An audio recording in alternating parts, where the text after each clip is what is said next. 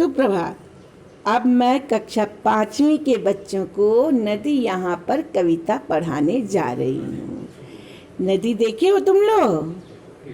तो गांव जाते होगे तो पता दिखता होगा।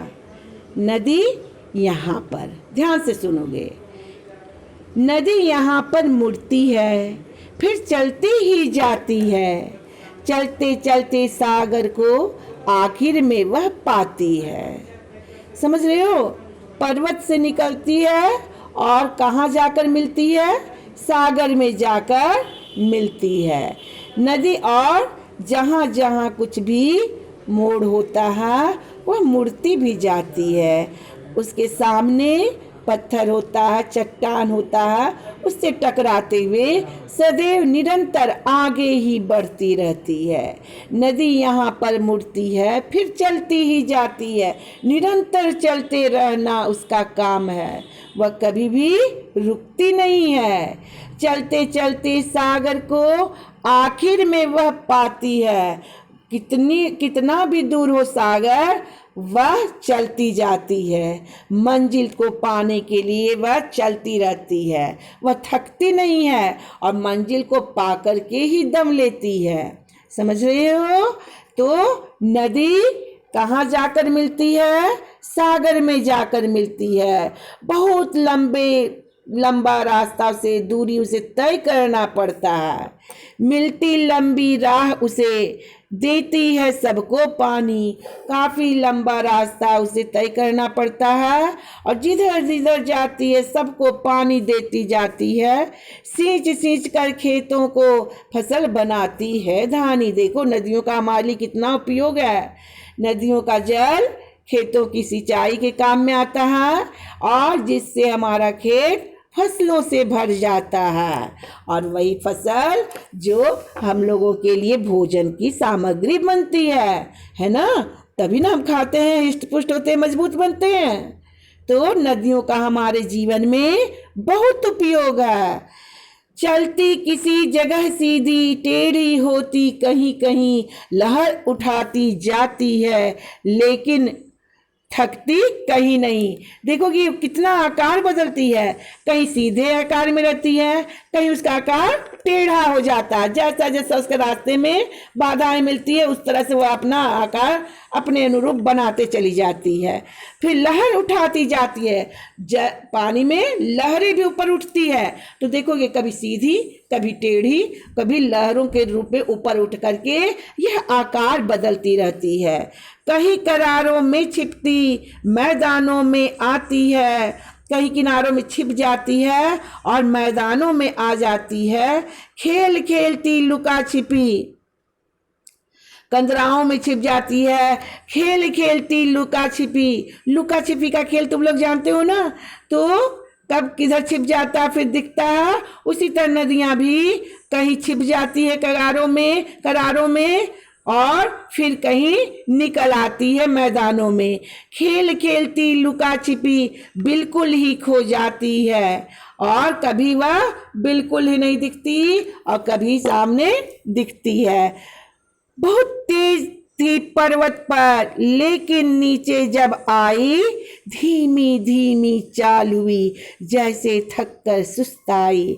देखोगे अब नदियों का जल का बहाव भी देखो कहाँ तेज गति है, कहाँ धीमी गति है। जब पर्वतों पर चढ़ाई करने का रहता है उसको, तो उसकी गति काफी तेज है और जब नीचे आती है, ढाल पर आती है, तो उसकी चाल नीचे जब आई धीमी धीमी चाल हुई जैसे ऐसा लग रहा है मानो थक कर सुस्ता गई हो। कभी पानी बिखराती जाती हरियाली फैलाती है। देखो जल की कमी को दूर करती है ये नदियाँ। पानी बिखराती जाती हरियाली फैलाती है। धरती पर हरियाली लाने का भी काम कौन करती है? ये नदियाँ। देखो रहे हो ना नदियों का कितना उपयोग है। यह सिंचाई का भी काम करती है, धरती पर हरियाली भी लाती है और क्या करती है? जल की कमी को भी दूर करती है। चाहे जितना पानी लो मन में बुरा न लाती है। देखो कितना उदार विचार। परोपकार, परोपकार किसी किससे मिलती है?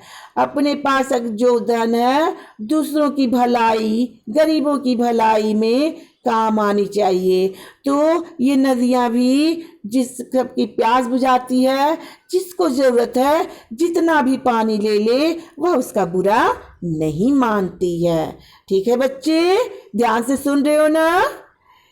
किसे पता है आई कब मगर रहेगी किसे पता है आई कब मगर रहेगी चलती ही, एक दिए सी जगर मगर सदा रहेगी जलती ही। सब कुछ समाप्त हो जाएगा लेकिन नदियां समाप्त नहीं होंगी।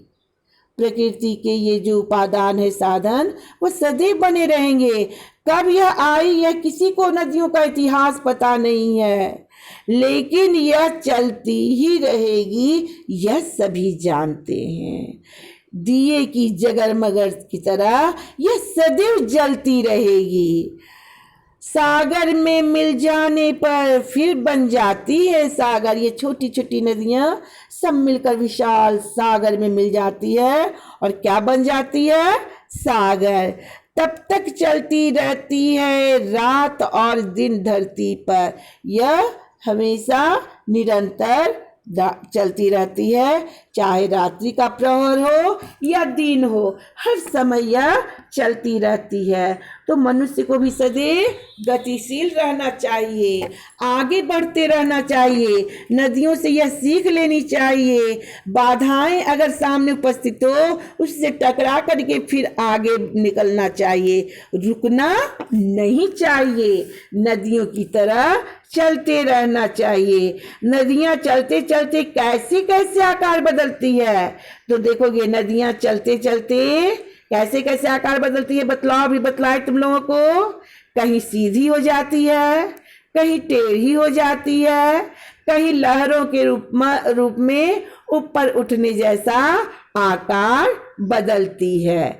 नदी का बहाव पर्वत पर कैसा होता है और नीचे आने पर कैसा हो जाता है? तो नदी का बहाव पर्वत पर बहुत तेज होता है, तीव्र गति है उसकी, और नीचे आने पर उसका बहाव धीमा, सुस्त, थका हुआ जैसा उसका लगता है चाल।